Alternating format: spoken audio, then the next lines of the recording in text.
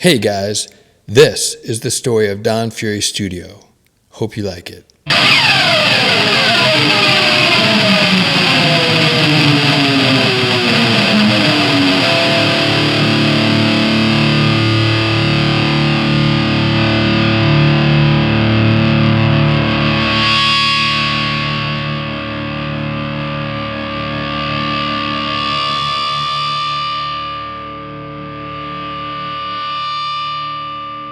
1991 was another great year for the studio and for me. We did EPs for Hell No on War Dance Records, P19 on Ice Records, No Future on One Way Records, for Ray and Porcell on Revelation Records, for Crawl Pappy, Killing Time, and we mixed Eye for an Eye, all for Blackout Records. We also did a really cool EP for God Is My Co-Pilot for Making of Americans Records. God Is My Co-Pilot was a no-wave gender punk band, one of the first of that style happening in New York City. Craig Flanagan was the guitarist and vocalist, and Sharon Topper was the primary vocalist. And they had a rotating cast of characters that would come in and do lots of records at the studio at 18 Spring Street.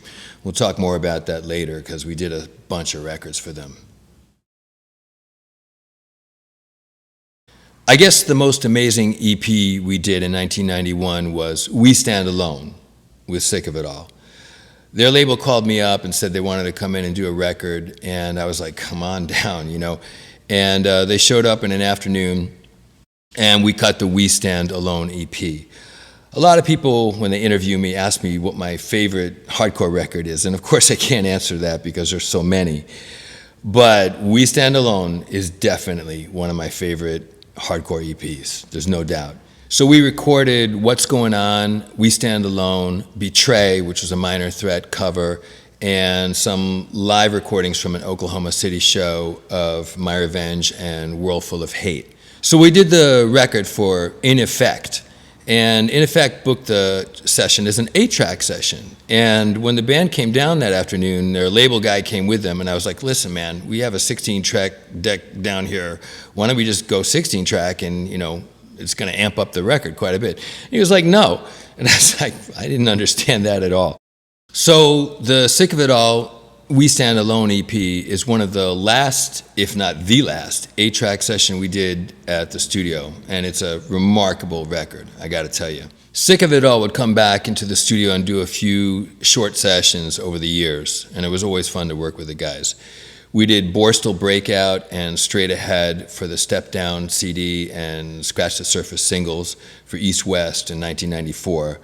We did All Hell Breaks Loose for the Violent World Misfits tribute comp on Caroline Records in 1997. Those tracks are also available on Outtakes for the Outcast on Fat Records, and that came out in 2004 if you want to check those out. One of the questions that people never ask me is, what hardcore record do you wish you did that you didn't get to do? And I'm telling you, at the top of that list would be a 16-track, 1-inch LP for Sick of It All in 1991 or 1992. In my personal opinion, that would be an iconic classic, and I would have loved to have done that record. So we missed that one. Who knows? Wow, the Into Another LP for Revelation Records. Everything about this record is fantastic, it's awesome, awe-inspiring. The record is not a hardcore record, obviously. It's like a prog metal post-hardcore record. And the playing on it, the singing on it, the mixing, the arranging, everything about it is superlative, top-notch. Listening back to this record, it sounds amazing to me how much we squeezed into a 16-track format. It sounds like it was done in a much bigger environment. We also did a lot of tricks, like we flipped the tape backwards to record a lot of the intro on Robot Whales, which is something that you could do with tape. This is one of very few sessions that we have photographs from. Nobody had cell phones with cameras back then. So here's the band standing in the stairwell down to the studio, and here's a photo of everyone, including me, in the control room. That's Tony on the left, I'm next to him, Pete's next to me, Drew standing up, and Richie sitting in my chair. And here's a cool picture of Drew in the drum bubble, just reading a book on a break, I guess. So we worked hard on all the music for the record. We took our time. And then it came time to do the lead vocals. And I knew that those were going to be very demanding sessions. And so I said to Richie, listen, let's do all the main vocals, but let's leave out the toughest stuff, the highest, longest, most demanding parts. We'll do that later after you've been, got your chops up and everything else on the record is done. I think that was probably a good idea. So the day finally arrived where everything else was done except for the highest, hardest, most difficult vocal lines on the record. And it was an afternoon, and nobody else was there. Richie just came down, it was just me and Richie in the studio. And I think he was sitting for most of the vocals because that's the way he liked to, work his voice.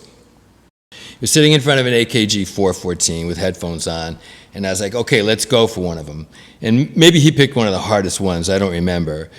But he tried to hit it, and he didn't hit it, and he flipped. He took his headphones off and threw them across the room.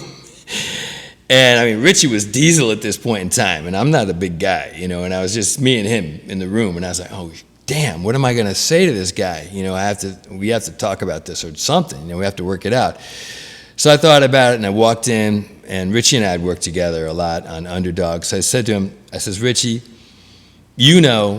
and I know that you're going to sing these vocals sooner or later, so you may as well just make it today. And that's all I had to do.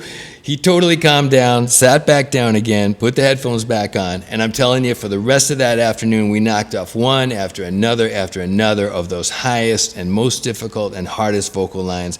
And I'm telling you, everything that you hear on that record was performed live by the band and by Richie on vocals. There was no fixing on computers back in those days. And we still don't work that way at Don Fury Studio. Don't work that way. This is an amazing record, and the performance of everybody in the band was really fantastic. Into Another would go on to be one of the hardest working bands on the scene. And just like Underdog, all their shows were really fantastic, high energy, delivering 100% over and over and over again. And the band would go on to get signed to Hollywood Records, I think, and that kind of just spoke to the level of quality that you were getting from Into Another, the band. Not every story from the studio is about hardcore, and one of the most amazing stories involves Warrior Soul. Warrior Soul was a band started by Corey Clark. Corey was basically a madman vocalist drummer from Detroit. He used to do solo shows with just a microphone, some drums, and a tape loop in front of some of the biggest crowds in New York City. He was just out of his mind. After a while, he decided that wasn't enough and decided he wanted to put a band together and get signed to a major label. And that's exactly what he did. He came down and did some demos at my studio with a lineup and got signed to the David Geffen Company, which is incredible. I mean, in 1991, the David Geffen Company, just a few of the bands they were putting out were Guns N' Roses, Aerosmith, Nirvana, and Sonic Youth. I mean, that's just a few. If you look at the catalog of what they were putting out, this is an amazing record label, okay? And then he got signed to a major management company as well, Q Prime, which was run by Peter Mensch and Cliff Bernstein. Peter Mensch and Cliff Bernstein got started managing Def Leppard and Queensryche, and later took on Metallica, and they still manage Metallica. So we're talking top of the food chain here. So I got to know the band really well. They had pretty much an unlimited budget to make demos, so we did a lot of 8-track demos in the beginning, and then later 16-track demos. And I hung out with the guys a lot. They were a rowdy pirate crew. We'd be out all night, carousing and getting in a little bit of trouble. So the band was getting ready to make their second LP in 1991. And they had demos ready, and their management wanted to hear the demos. So Peter and Cliff decided to come down to my little studio at 18 Spring Street to hear the Warrior Soul demos. And I mean, having these two guys walk into that tiny control room and sit down on the couch where I was, making, hardcore history was just like mind-blowing. I mean, their egos seemed to just flow out of the studio, and there wasn't room for me to sit in front of them, so I just basically crouched in a corner like a slave or something, and hit the button when they wanted to hear a new demo or whatnot. But I think that ended up being a pretty important afternoon for their record and for me. So the band started working on their record with a major label producer in a major studio in New Jersey. I actually went down to see them at the studio one afternoon. And that went on for a while. And then about a month or two later, I get this call in the middle of the day from Corey. And Corey's like, "Hey, Fury, what are you doing for the next couple of weeks?" I was just like, wow, I've got this call before. What's going to happen next? And he goes, "We want you to come work on the record with us. And we're going to come over and talk to you about it right now." Boom, he hangs up. I'm like, holy crap.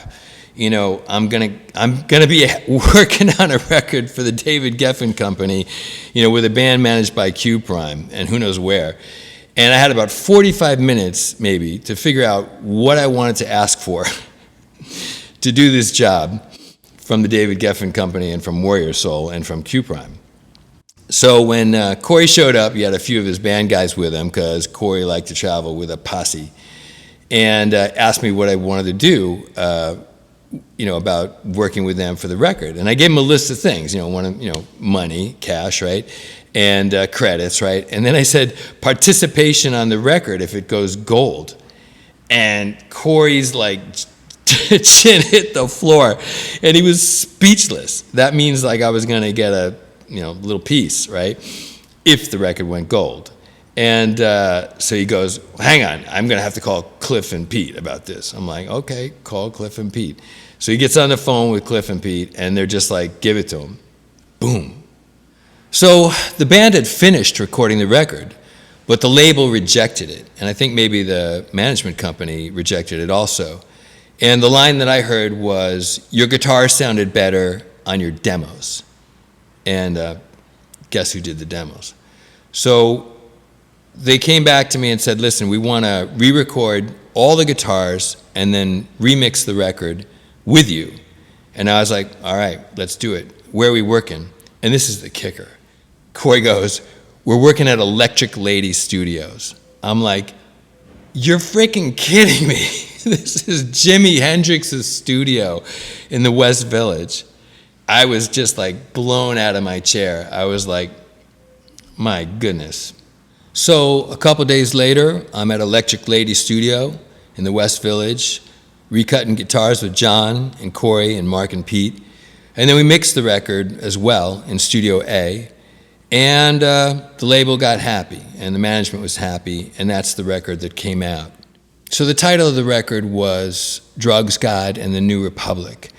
And if you get curious, you can still go online and find videos for the songs Hero and The Wasteland. They're both kind of cool. I would go on to record another LP with Warrior Soul 2 years later called Chill Pill, entirely at 18 Spring Street in my studio, and then mixed it at Platinum Island in New York. And Chill Pill is one of my favorite records. We'll talk about that a little later.